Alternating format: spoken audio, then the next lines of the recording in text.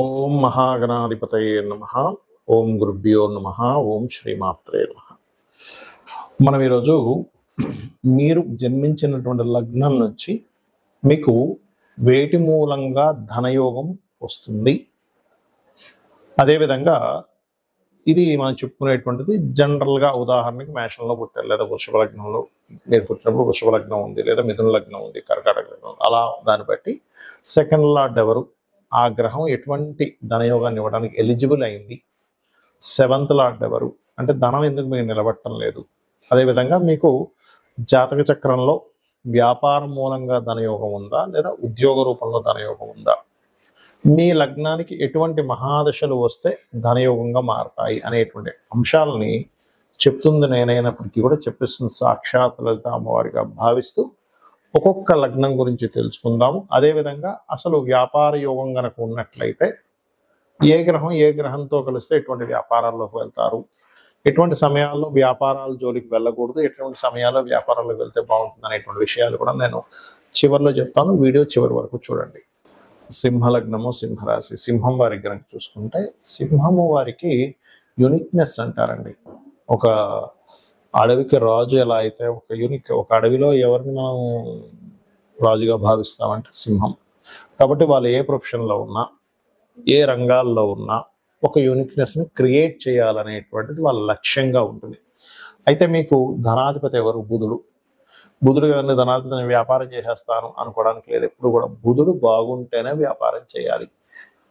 మరి ధనలాభాధిపతి కదండి అంటే ఇక్కడ మనం అర్థం చేసుకోవాల్సింది, మీ ధనలాభాధిపతి అయ్యాడు, ఆ ధనలాభాధిపతి ఉన్న కండిషన్ బట్టి మీ లైఫ్ డిజైన్ చేయబడింది అనేది అర్థం చేసుకోవాలి. అందరికీ సప్తమాధిపతి వివాహ కారకుడు ఉంటాడు, ధనాధిపతి ఉంటాడు, గృహాధిపతి ఉంటారు, పంచమాధిపతి ఉంటారు, అంటే సంతాన కారకుడు, అందరికీ అన్నీ ఉంటాయి. కానీ అది ఎలా ఉందని చెప్పేది ఆ అధిపతి ఉన్నటువంటి కండిషన్. ఇప్పుడు బుధుడు బాగున్నాడు ఉదాహరణకి, అద్భుతంగా మీరు బిజినెస్ చేయొచ్చు. బాగుండడం అంటే పాపకత్తెరలో లేకపోవడం, అలా బాగుంటే అప్పుడు మీరు పచ్చ కూడా పెట్టుకోవచ్చు, తప్పులేదు. కానీ బాగోకపోతే అందరూ చేసే మిస్టేక్ ఏంటంటే పచ్చరత్నం ధరించడం, చుట్టూ అయ్యో ఏంటి రత్నం పని చేయట్లేదు అనుకోవడం. అంటే ఇక్కడ నేను అనేది ఏంటంటే, ఇప్పుడు చిన్న ఎగ్జాంపుల్ చెప్తా చూడండి. మీరు జ్వరం వచ్చింది, జ్వరం వస్తే ఏం చేస్తాం? డోలో వేసుకుంటాం, అంతే కదా. అది వదిలిపెట్టేసి చక్కగా ఈనో కొనుక్కున్నాం, పెద్ద ప్యాకెట్ అండి, చిన్నది కూడా పెద్ద ప్యాకెట్ అని చెప్పి వేసుకుని 4 సార్లు ఈనో తాగేసాం, జ్వరం తగ్గలేదు. ఇదేమిటండి జ్వరం తగ్గలేదు, మెడికల్ షాప్లో అమ్మేవన్నీ ఫ్రాడ్ అంటావా? అనలేం. ఎందుకు? అది ఈనో గ్యాస్ ప్రాబ్లం తగ్గుతుంది. అలాగే ధనాధిపతి కదా అని వెంటనే రత్నం పెట్టేసుకుంటే అసలు మీకు ధనాధిపతి పాడయ్యాడు అనుకోండి మీ జన్మజాతకంలో, అప్పుడు ధనం రాదు. ఎలా వస్తుంది? ఈనో అలాగా ఉంటుంది పరిస్థితి. కాబట్టి ఏంటి, మీ జన్మజాతకంలో ఏ గ్రహం బాగుందో దానికి రత్నం పెట్టుకోవాలి ఒకటి. మరి బుధుడు బాగుంటే వ్యాపారంలోకి వెళ్ళాలి, బుధుడు పాడైతే మాత్రం వ్యాపారం జోలికి వెళ్ళకూడదు.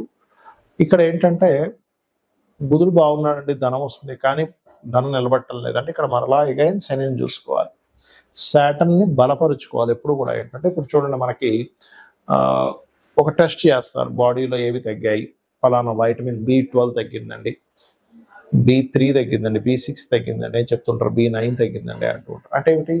వాటికి సంబంధించినటువంటి క్యాప్సూల్స్ ఇస్తారు, లేకపోతే ఇంజెక్షన్ ఇస్తారు. దానివల్ల మనం స్ట్రెంగ్త్ అవుతాం. అలాగే జన్మజాతకంలో కూడా అసలు ఏ ప్లానెట్ మీకు ధనాన్ని నిలబడకుండా చేస్తుంది? ఒక్కొక్కసారి కొన్నిసార్లు స్వయంకృప అపరాధాలు ఉంటాయి. అంటే ఇంట్లో దక్షిణ నైరుతిలో బీరువా పెట్టిన, పడమర వాయువ్యంలో ధనాన్ని పెట్టినా నిలబడదు. సో మీరు ఏం చేస్తారు, మీ మాస్టర్ బెడ్రూమ్లో కూడా, ఇది మాస్టర్ బెడ్రూమ్ అనుకుంటే ఆ బెడ్రూమ్లో వాయువ్యం అంటే నార్త్ వెస్ట్ సైడ్ బీరువా పెట్టండి, అది గెయిన్స్ అండ్ ప్రాఫిట్ జోన్ అవుతుంది. అలాగే ఆ రూమ్ మొత్తం క్రీమ్ కలర్ ఉండేలా చూసుకోండి. ఇంట్లో నార్త్ గోడకి వైట్ కలర్ వేయండి, అనే విధంగా ఎక్కువ బాగుంటుంది. ఇక్కడ మనకి ధనం అనేటువంటిది వ్యాపార రూపంలో వస్తుందా, ఉద్యోగ రూపంలో వస్తుందా అనేటువంటి విషయం జ్యోతిష్శాస్త్రంలో చాలా స్పష్టంగా ఉంటుంది. అది ఎలా తెలుసుకోవాలి అంటే, స్వేచ్ఛాయోగము అని ఉంటుంది. అంటే శని కేతువులు కలిసి ఉంటే దాన్ని స్వేచ్ఛాయోగము.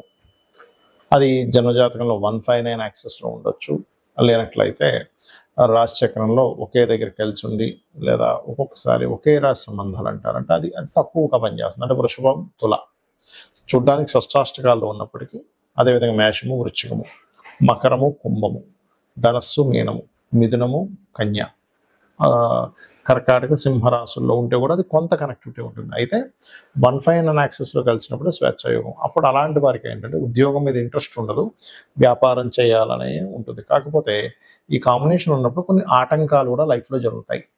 దీన్ని ఫస్ట్ మీరు బ్రేక్ చేయాలి. ఏ ఉద్యోగంలో అయినా వ్యాపారంలో అయినా కలిసి రావాలంటే ఏం చేయాలి? దానికంటే వెంకటేశ్వర స్వామి ఆరాధన చేయడం కంటే మరొకటి లేదు. లేదండి గణపతి ఆరాధన చేస్తాం, చేయండి, తప్పేం కాదు. ఇది మెయిన్. రెండవది ఏంటంటే మీ పర్సనల్ చార్ట్లో అసలు వ్యాపార యోగం ఉంటే లేదా ఉద్యోగ యోగం ఉంటే ఎలా ఉందో తెలుసుకోండి.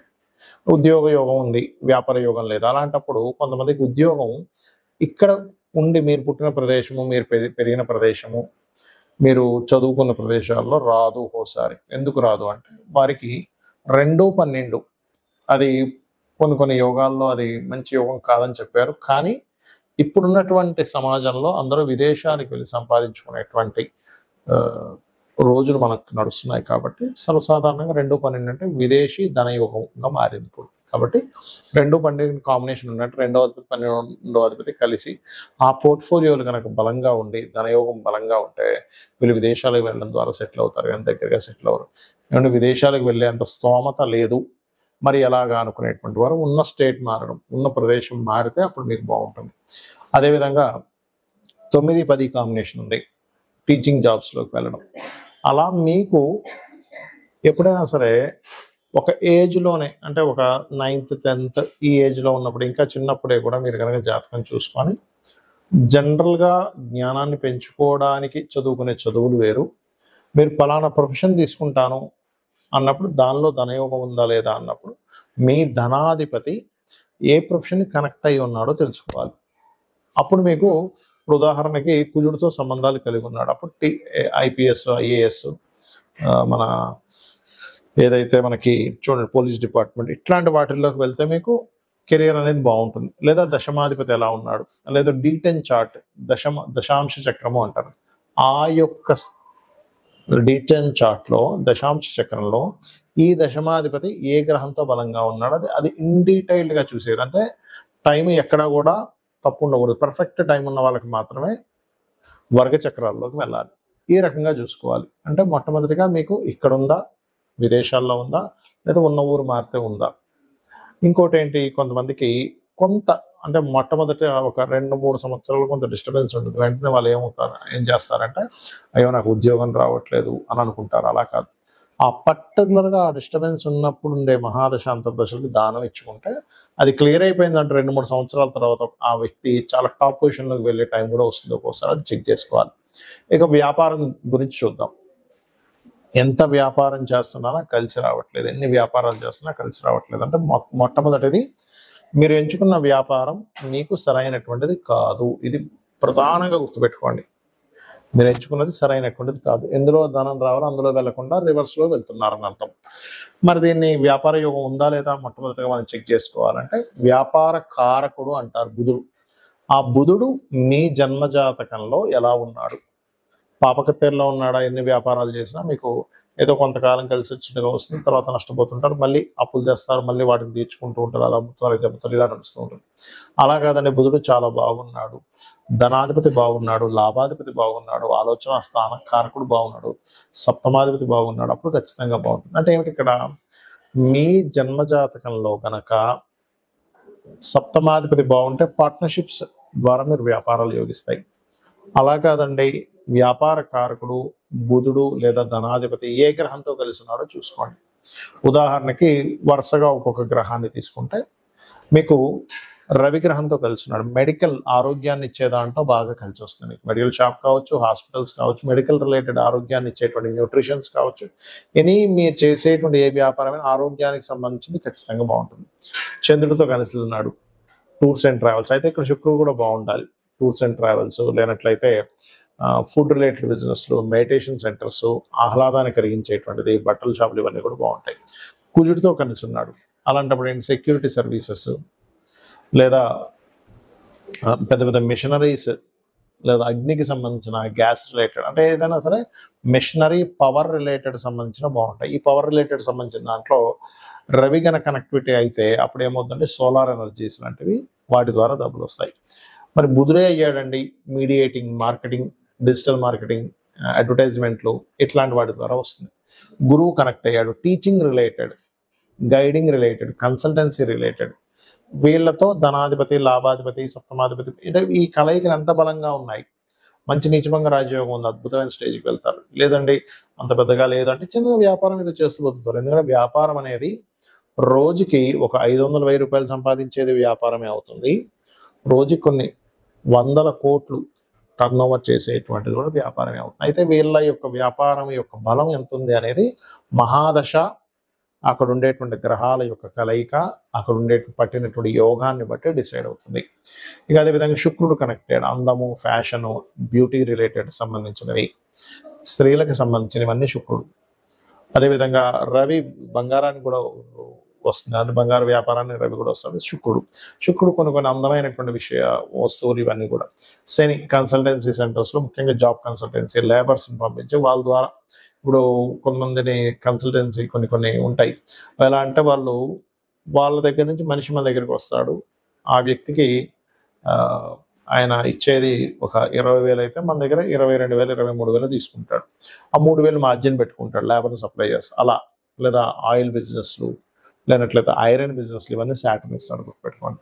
ఆ రకంగా రాహువు కేతు అయితే, రాహుకేతు ముఖ్యంగా రాహు సాఫ్ట్వేర్ రిలేటెడ్, కేతు ఆధ్యాత్మిక సంబంధించినటువంటివి, అదేవిధంగా కెమికల్ రిలేటెడ్ ఇట్లాంటి వ్యాపారాలు. ఇక్కడ ఏంటంటే ఒకటి మన జన్మజాతకంలో ఏ యోగం ఉందో తెలుసుకొని వెళ్ళడం ఒక ఎత్తు.